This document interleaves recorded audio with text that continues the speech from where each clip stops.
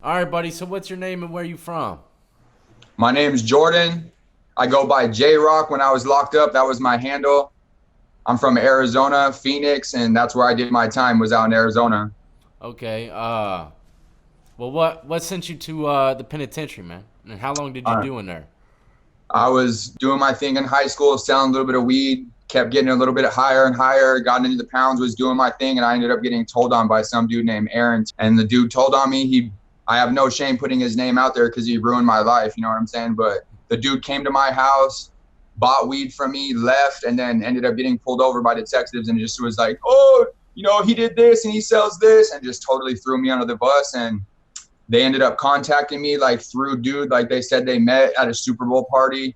And, he was like, yo, I'm cool. What's up, brother? And the dude's lingo was on point. I was young and stupid. And the girl that I was with at the time was like, come on, like you got fronted. Just tell the dude. He wanted an ounce and I sold to a cop, brother. And it was a police officer, a detective.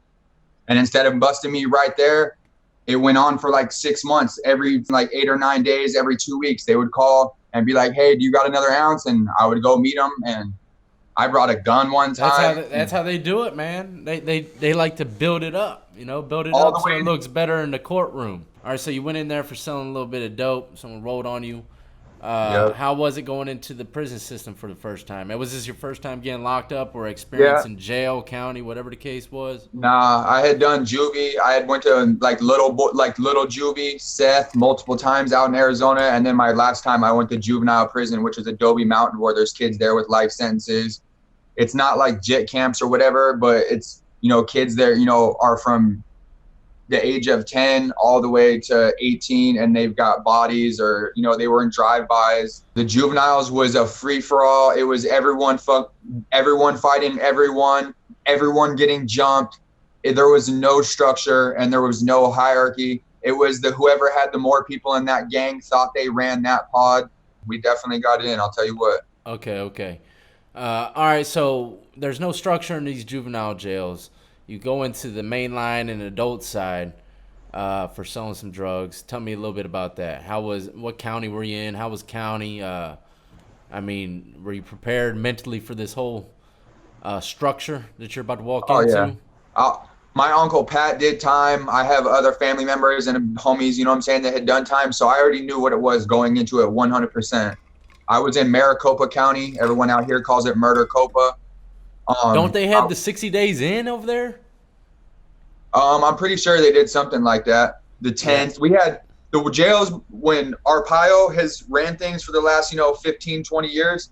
Everything's hell. We got pink underwear, the nastiest, slimiest slop in the country, straight emu meat, Yeah, nothing I hear edible. y'all got bad food, man.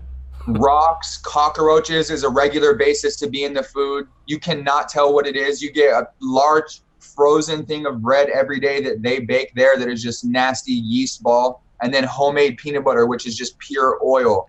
And you get a cookie in the morning or a grapefruit, and that's every single day. You either get orange slop, brown slop, or green slop. It's always slop. It's just a different color. Damn. What do y'all get on Thanksgiving? Nothing, slop. Jesus. They have That a place thing. is treacherous, man. Oh, there's no tobacco, there's no vape pens. Like I see in these other counties, they have little vape pens and they give them salt and pepper. You have to buy salt and pepper on commissary.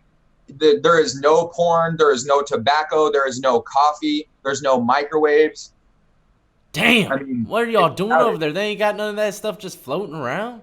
Nah, you got to buy all of it. Everything is fought for. Everything is a commodity. Everything. You're getting no medication there. It does not matter what you're on or if you're having. It's nuts.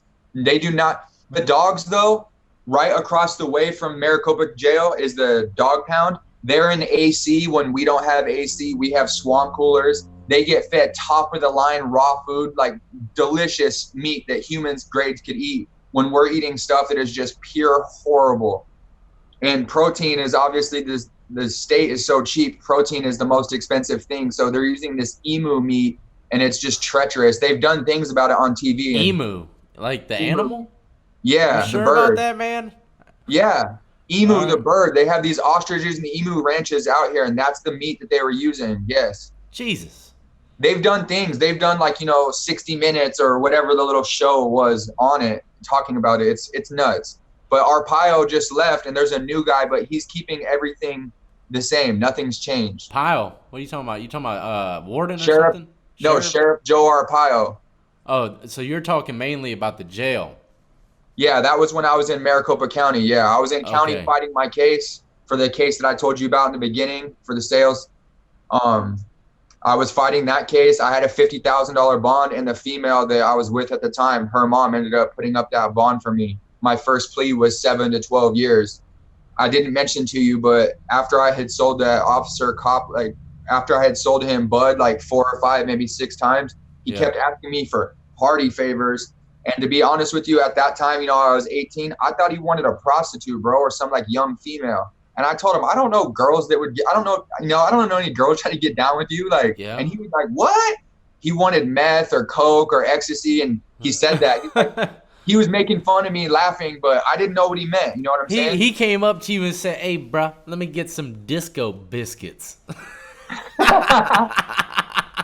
Like some Exactly. '80s damn e phrases that they got written Yeah, I down had in their never little heard that in my books. life.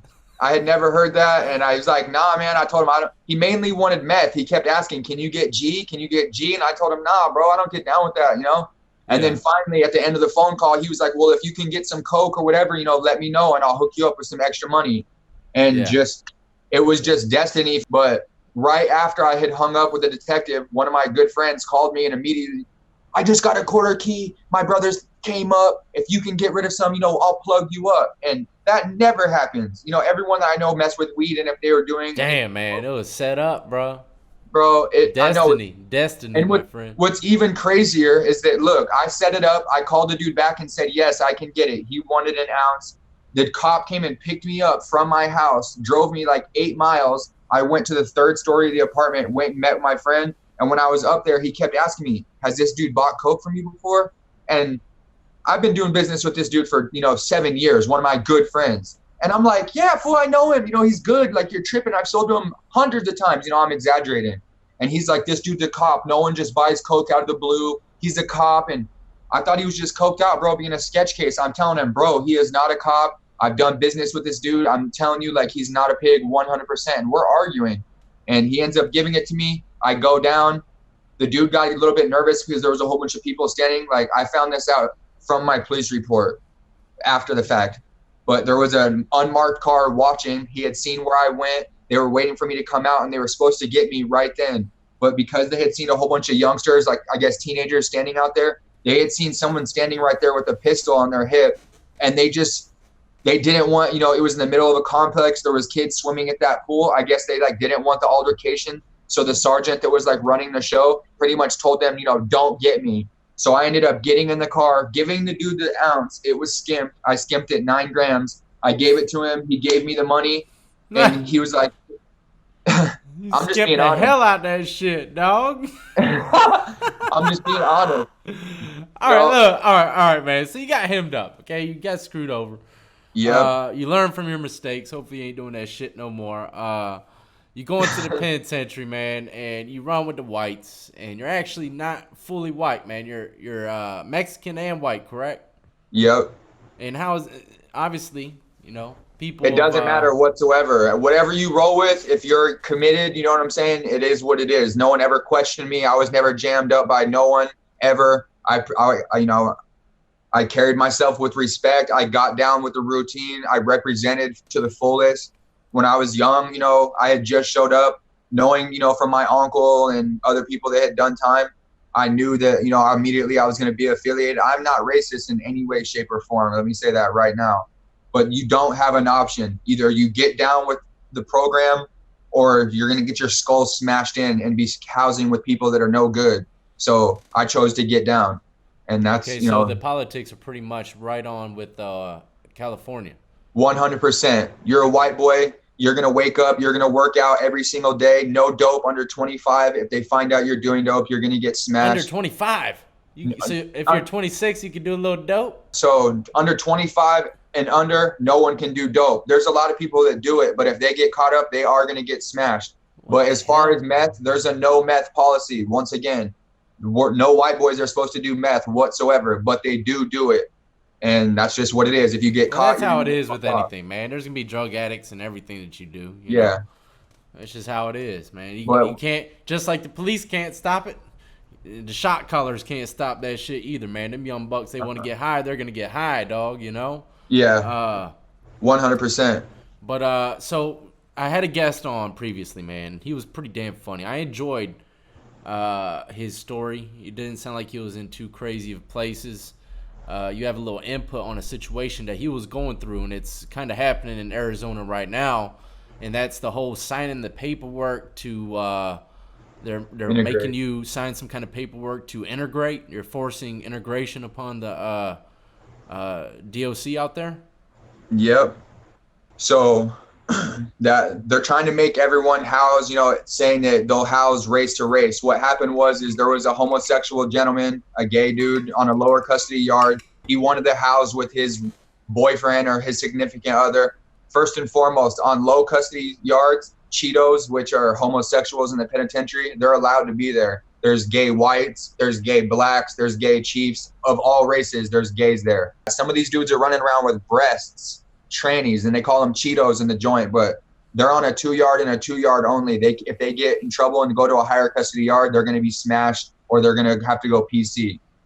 But back to the question, the integration paperwork. If you sign that integration paperwork, you are all bad. The general population inmates will get you. You will get attacked.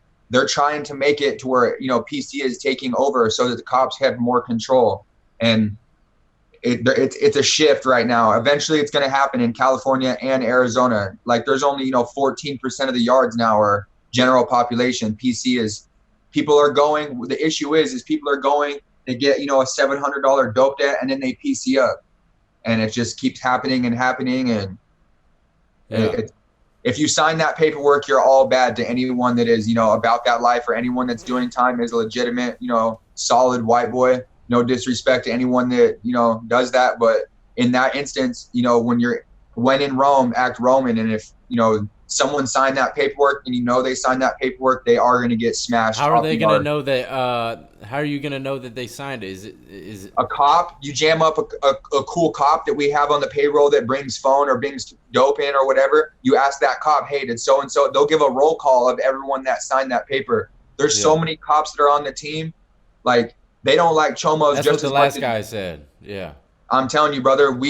These cops will pull up and pull whoever's got the yard up to the side with a couple of his goons and let them know, like, hey, so and so's a piece of shit. He's got cases against kids, in 1991 and in 93, and he'll give them those case numbers, and those dudes will find it and they will annihilate that person, and they're leaving on a helicopter. Yeah. And if they don't, they're gonna get in trouble for not doing a good enough job. That's wild, man. Sounds like a lot of shit's being stirred up. What prisons did you go to? So I started in Tucson. It's called Whetstone. It used to be called Echo Unit. It's the largest complex, or excuse me, it's the largest yard in the state. There's 1,400 people roaming that yard during the day. It's a minimum custody. I Big went yard. from there. I went from there to another 2 yard. Ended up going home for 11 months and caught an aggravated assault case and went back. And because I went back within 12 months of being released from prison, they put me on a 3 yard. I was there. They did a mass search and found in a window that was near me. It wasn't even in my cell. It was in a window that was near me, a common area. They found like 1.5 grams of G twisted up in like a little black bag. And I got charged for that.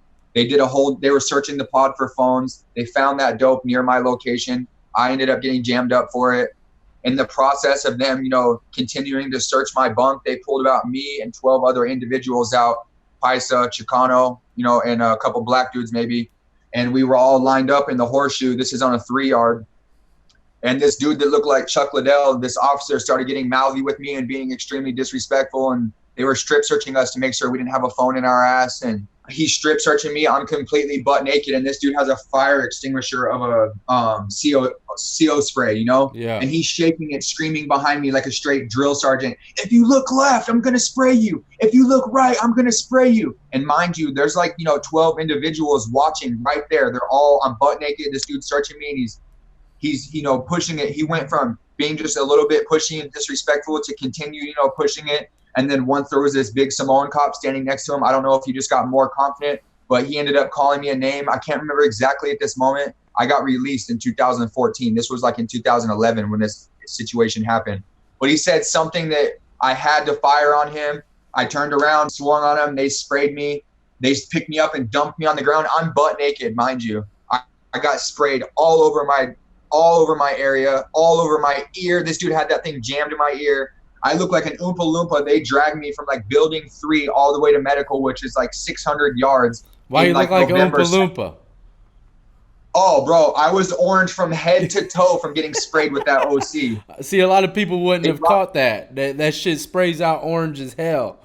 Yeah, and it was horrible. Let me tell you, they dragged me through the cold like I was cuffed up, and they each had like, one hook under my arm and drug my feet. So like all the tips of my feet and like my ankles were all cut up from being drugged through the rock and like the sand on the yard. I get to medical. They have a female nurse come up to me and like the dude screaming, if you disrespect this woman, if you spit, if you do anything, we're going to put you on the ground. I'm going to you up. He's going off on me screaming that if I disrespect this female nurse, that they're going to hurt me. And I'm saying, I won't. She opens my eyes, sprayed like this little kind of saline. I don't know what it was. It did nothing to help. And then they put me into a cold shower, cuffed, butt naked. They pushed the button. I just tried to like rinse my head off and was trying to keep the flow from going all over my body because I knew it's oil based. Yeah. And I got soaked. I was in the hole for that. And I appealed it. And I didn't know that, when you do your appeal, you stay in the hole. So I ended up being in the hole for like 60 days. Yeah, that's how they keep people from appealing the shit. Right. That's why people are scared to fight the system, because they're in the system and they're scared to fight the system because they don't want to be stuck back there any longer just because they feel as though it should be appealed, So that's crazy. They tried to street beef me for that, but I held talking to a whole bunch of OGs in the event in lockdown and, just experiencing people that have, done time and have been, because this was my first bid. And they told me if that was in a common area and that was not on your person, you are not getting charged. So when they had the detectives coming from Kingman, Arizona, and they were questioning me and, they were trying to bulldog me into getting me to admit this stuff was mine, I just stuck to my guns and told them, I got nothing to say. And one of the detectives from the street, that was in there interviewing me, trying to find out, because they were trying to, everything is a street beef in Arizona. If you get caught with a cell phone, you're getting 5 years. If you assault a cop, you're getting from like 4 to 7, depending on if they get stitches or not or how bad. If you smash somebody with a weapon or you get caught with a weapon, they're going to try to give you like 1.5 to 2 years for promoting prison contraband. If you get caught with a cell phone charger, just a wire, you could get 5 years for that. If someone that's on your 20 list, so for people that don't know, when you go to prison, every inmate, you write down your family's number and they approve it on a list, and you can call that from the prison phone, as you know. Well, if they find that number, say Johnny Joe Blow's grandma's number on a cell phone, and that's on that dude's 20 list, he can get charged, and that's enough evidence for them to street beef someone 5 years. Damn. 5 years of their life for, calling their grandma on a phone and that number still being on the cell phone. That's crazy, man. Cell phone use 101. Delete that number immediately. Anybody that doesn't do that, is not very educated, because it happens. You see it so many times, and there are people getting booked. And what's crazy is that it just made it worse, because no one's going to get rid of the phones, because, before that happened, a phone was $500. Now they're $1,500, maybe $900 for a flip phone. And then you got to get the charger too. That's a different, trip. Someone can't bring that at the same time. So you're paying a lot of money. But the thing is that now that they started handing out cases like that, like say me and you were cellies, right? And I'm on the cell phone, I'm texting so-and-so. If that cop tries to come into our house, you 100% have to stop that officer from getting to me before I can snap that phone and flush it, or I can shove that phone up my ass without trying to, the officer see it. Your cellie has to keep them away. And if those cops were to get in there and they book us for that phone, my cellie's going to get smashed and he's going to get destroyed. Look, man, I don't know if it's just me. Okay, but I don't know how the hell anybody can boof a cell phone into their ass. It's insane. It blows my mind. There ain't no freaking way, man. Like, I've seen some people shove some tattoo machines up there and stuff like that, shampoo bottles, but not no damn rectangular cell phone, man. Brother, some of these dudes have like straight smartphones that are, regular sized phones, and they put them up their ass, and they're on the yard every day doing burpees and playing basketball and running around with that phone every single day. That's insanity, man. Yeah, blows me. It's insane. It's insane. Brother, as you know, there's people on the yard with 6-inch bangers, piece bone crushers up Yeah, I their know ass. that. I know. I've seen, but not doing. I didn't see him be doing burpees and stuff with it in. But If they come in there and you got a banger, you're expected to use that shit and to try to get away. They cannot get that at all costs, or you will get regulated. It is, people don't realize, like, it's no joke. There's no options. Like, it, that's if crazy, you're man. being loud, you know, and smoking weed and you get the dorm searched, you're done. Like, people don't realize any little thing and you're done, and it's going to be by your own people.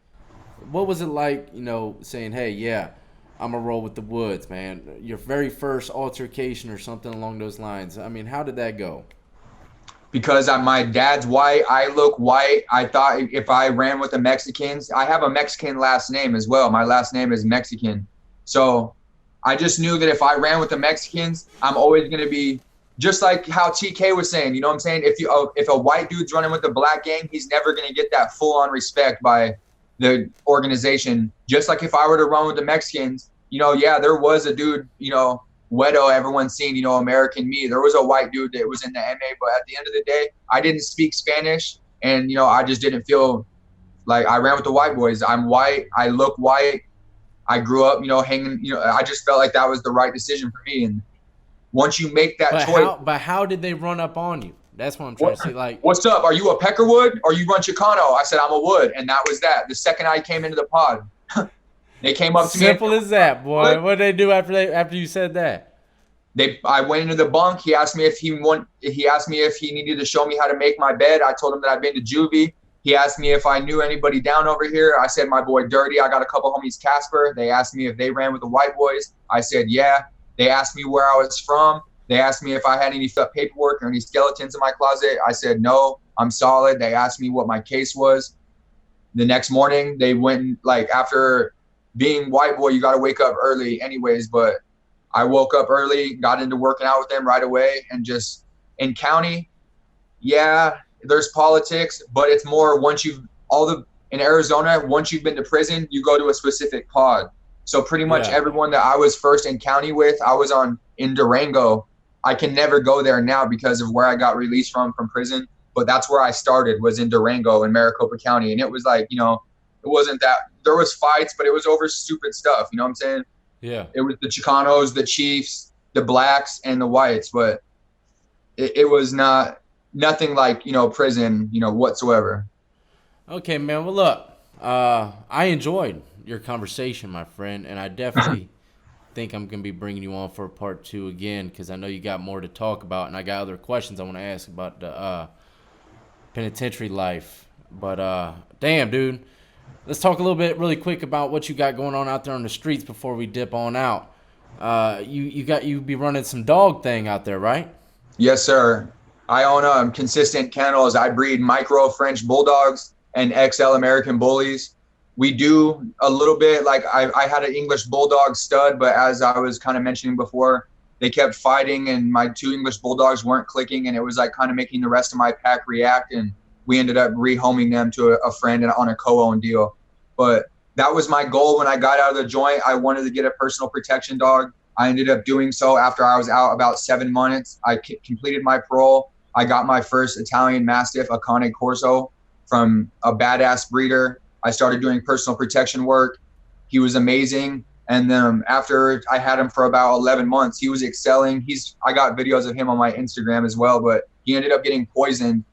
Damn. On February 3rd, 2015, someone poisoned him, and I had a female dog, Blondie, as well. They both got poisoned in my backyard. I lived in Damn, man, they died? both of them with red meat and glass. That's what they ate. I had to pay to get a necropsy to find out what it was, and it was some kind of glass and red meat that like cut them up from the inside. Yo, It was that shit, horrible. look, man, that shit just made my damn blood boil, dog. Oh, brother, it killed me. I had no enemies. I had done no one wrong. My neighbors were amazing on all sides. Like, I don't have a clue why or what. The only issue that there ever, the only question mark is that my roommate had been with a girl, and when they split, she left her king bed over there. And like they had been fighting back and forth about who was going to keep the bed. And that girl's boyfriend, or excuse me, the girl that had left, my roommate and that was doing, her brother had issues with my roommate. And I don't know if that dude did that thinking those were my roommate's dogs or what, but that was like the only enemy of the house really was this dude that had kept trying to beef with my buddy. But both of my dogs got killed. It crushed me. I wasn't breeding that Mastiff. I was just training and doing personal protection work. But Yeah. I ended up getting into the American Bullies, and it's been extremely successful. I have dogs all over the world: Moscow, Russia, Dublin, Ireland, Louisiana, New Hampshire, Maine, Texas, Arizona. That's what's up, man. How much is one of them massive? You said massive, right? Massive. You say you sell what dogs again? I know you said the XL miniature American French. Bullies. Yes, they have a little bit of Mastiff in their blood, Oh but no, they you go said from like, extra large American bullies, right? Isn't that what you yeah, said? there's multiple classes, just like how a poodle has like toy, standard, and Yeah, giant. yeah. It's the same exact thing with them. They have micro, they have standard, they have XL. A lot of people always try to say double XL, but that's just more of a breeder term. That's Okay. not a real class to show. How much But one of them? How much one of them run me? from 3,000 to like 8,500 depending. If you were trying to get one on like a pet home and you didn't want to breed it, from like, you could get one for a quality dog for 2,500. Yeah. Yeah, that's about how much I got. Oh, Lucy Girl for. Kind of got a That's a good good deal deal on for her. an English bulldog. They normally Yeah. are like from 4,500 to like 6,500 for a good bloodline. Yeah, I thought for sure I might have gotten a lemon. She But has she the, turned out to be a damn golden nugget, boy. I tell you what. she has the exact English bulldog personality. Every time I see you do a video of her, she is a English bulldog to a T. Yeah, man, she is. I tell you what, it kills me every time. Every day she kills me, man. But all right, man. Well, before you leave, don't forget to send all the links to your social media and stuff, so I can send people to come check out your dogs. Maybe send a little business your way. And look, don't be a stranger. Keep in touch, because I'm definitely gonna have you on for a part two if you don't mind. I appreciate you, brother. God bless. You're doing your thing, man. I've seen you grow, and it's been really good, bro. I really appreciate you having me on. Hey, My thank you, man. social media is consistent_kennels on Instagram. All right, buddy. You be easy out there and just keep doing your thing. All right.